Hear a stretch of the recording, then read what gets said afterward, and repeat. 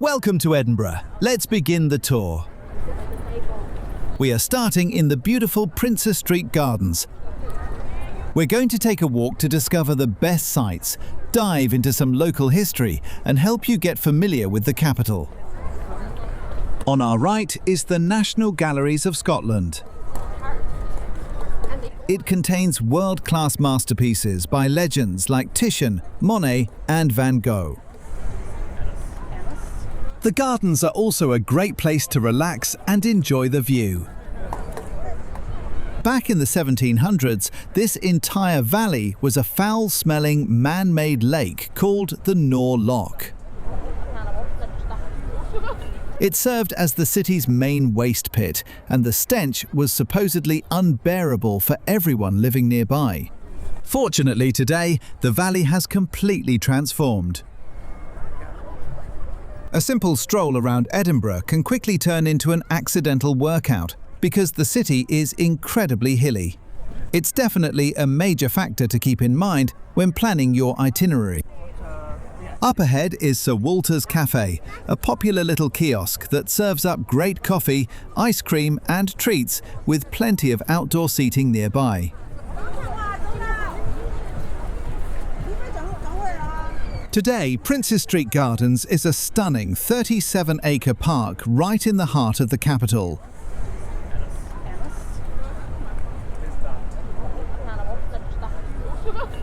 These gardens are home to the world's very first floral clock.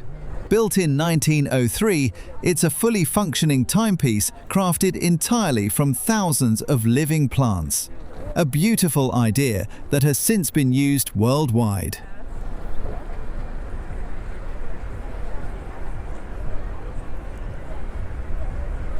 Every winter, this quiet park completely transforms into a festive market wonderland, featuring traditional gift stalls, an ice rink, and a giant 100-foot Ferris wheel.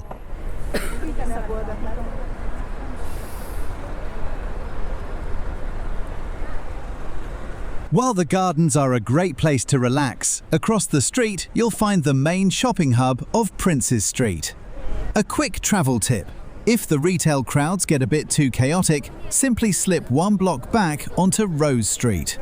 It's a narrow pedestrian lane, famous for brilliant independent bars and historic pubs.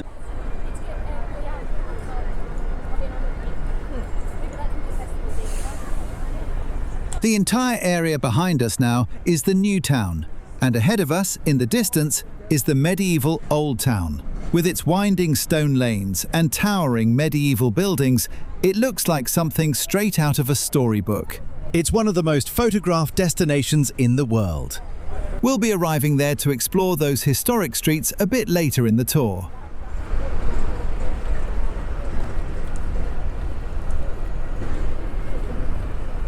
This striking monument on our left is the Scott Monument. Dedicated to Sir Walter Scott, it is officially the largest monument dedicated to an author anywhere in the world. Locals often joke that it looks exactly like a giant Gothic spaceship. If you're feeling brave, you can actually pay a small fee to climb the tight spiral steps hidden inside the stone columns for a stunning bird's-eye view of the capital.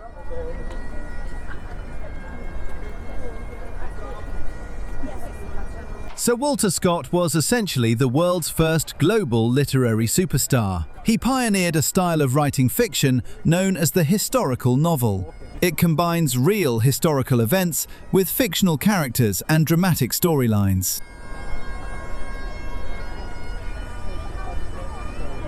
This statue honors David Livingstone.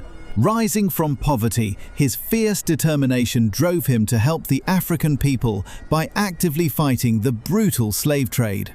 Part of his plan was to map out the rivers of Africa to allow the African people to trade goods and improve the economy.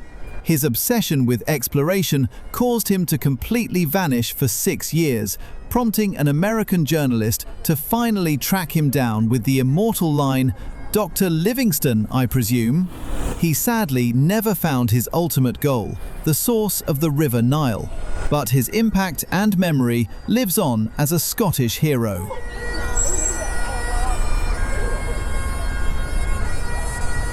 Up ahead is Waverley train station, named after Sir Walter Scott's novel.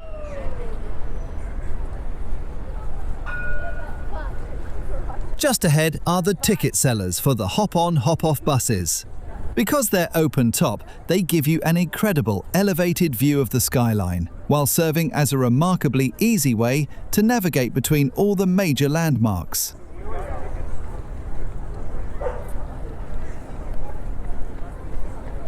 You'll notice the wondrous old town of Edinburgh looming in the distance, perched high up on a narrow volcanic ridge. Because space was so tight inside the old defensive walls, medieval locals had to build upwards instead of outwards, accidentally creating some of the world's very first high-rise tenements.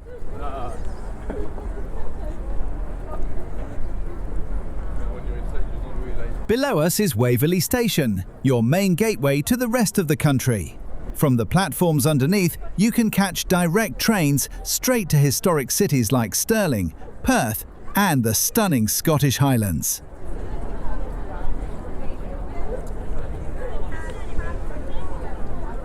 On our left is a pub called the Booking Office. The classic stone-arched building was originally constructed back in the 1840s as the actual ticket booking hall for the railway station below.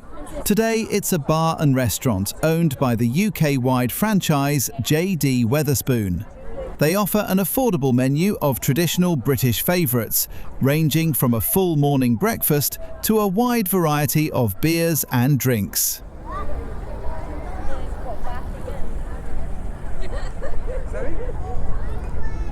Dating back to the 1100s, the old town grew along a single mile of volcanic rock stretching down from the castle gates. For centuries, kings, queens, poets, and criminals were all packed into this dense grid of stone. It was a place of extreme wealth, absolute poverty, and historic riots that shaped modern Scotland.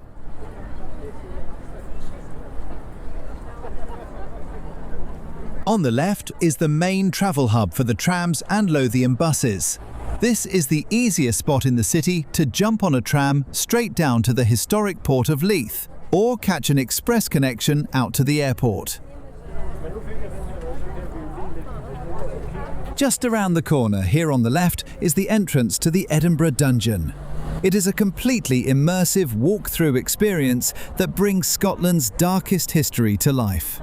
Using live actors, theatrical sets, and underground rides, it plunges you directly into the grim legends of the plague, the infamous witch trials, and the notorious crimes of Burke and Hare.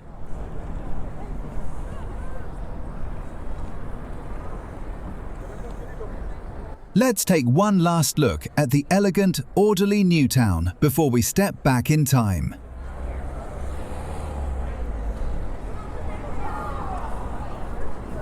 Stepping onto these ancient cobblestones means walking directly through a living timeline that has borne witness to the absolute extremes of Scottish history.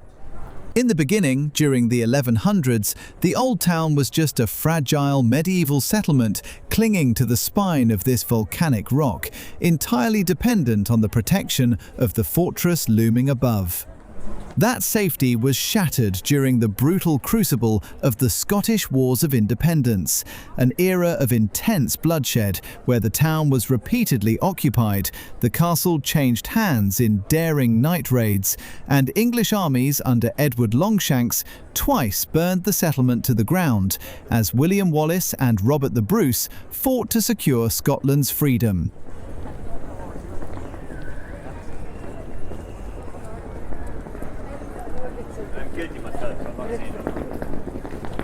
Cockburn Street was actually constructed in the 1850s as a clever Victorian shortcut.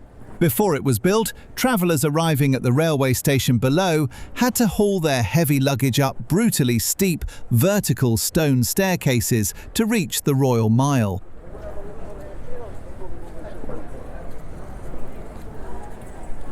As the centuries rolled into the 1500s, the city faced a new crisis following the catastrophic military defeat at the Battle of Flodden.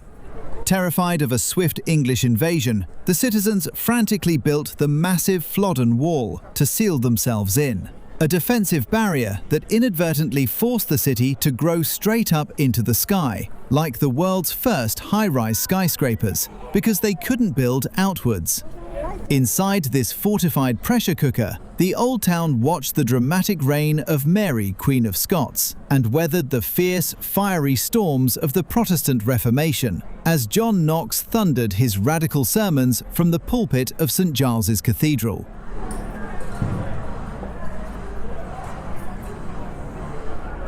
As we make our climb, you'll notice that Cockburn Street is a fantastic haven for independent businesses. It's tightly packed with quirky vintage clothing boutiques, old-school record shops, and local cafes, giving it a brilliant, vibrant energy.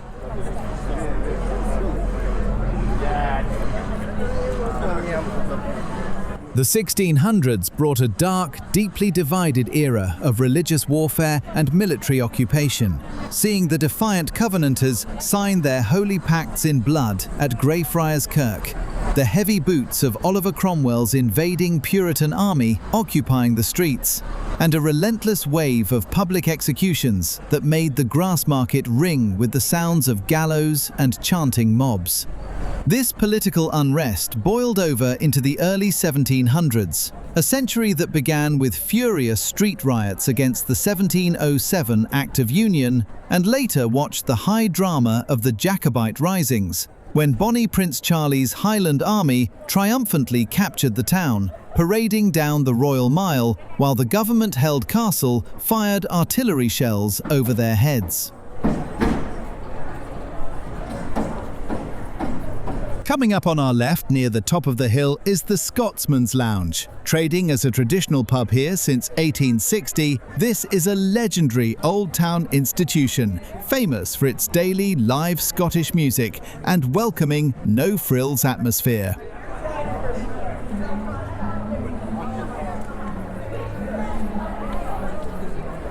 We're now making our way up to the Royal Mile, the ancient thoroughfare cutting straight through the heart of the city.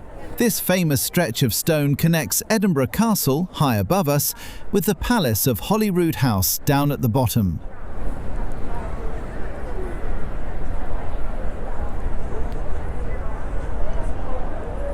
By the late 1700s, the overcrowding reached a suffocating peak, creating the filthy, smog-choked labyrinth that earned the city its legendary nickname, Old Reekie. Yet this very same squalor somehow fostered the intellectual explosion of the Scottish Enlightenment, where brilliant minds like David Hume and Adam Smith debated philosophy and economics in smoky, subterranean taverns.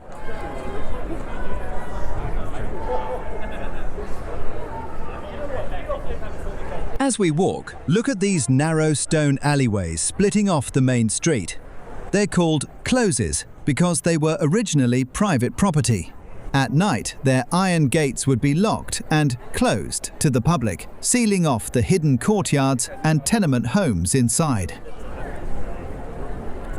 When the wealthy finally abandoned the medieval district for the clean, grand avenues of the newly built new town across the valley, the Old Town plunged into a grim Victorian era of severe poverty, overcrowding and disease, becoming a notorious underworld of cholera outbreaks, slum housing, and the dark historical shadows of grave robbers like Burke and Hare operating in the graveyards. If you visit Edinburgh during August, you'll find the Royal Mile absolutely flooded with creative energy, thanks to the world-famous Festival Fringe. It's a massive celebration of the arts, where the pavements are completely taken over by illusionists, fire breathers, and comedians, showcasing their talents to the passing crowds. You never quite know what spectacular act you're going to stumble across. Like this one. It wasn't until the late 1800s and early 1900s that pioneering visual improvements and conservation projects stepped in to clear the worst of the slums while desperately saving the historic architectural shell from demolition. This long journey of survival paved the way for a spectacular mid-20th century cultural rebirth, ignited in 1947 by the launch of the Edinburgh International Festival and the Fringe, which single-handedly transformed the once bleak historic district into a global beacon of art, theatre and celebration. Today, the medieval squalor and the smoke of the chimneys are long gone, leaving behind a beautifully preserved UNESCO-protected living museum, where over 900 years of royalty, warfare, absolute genius and reinvention are etched into every single stone.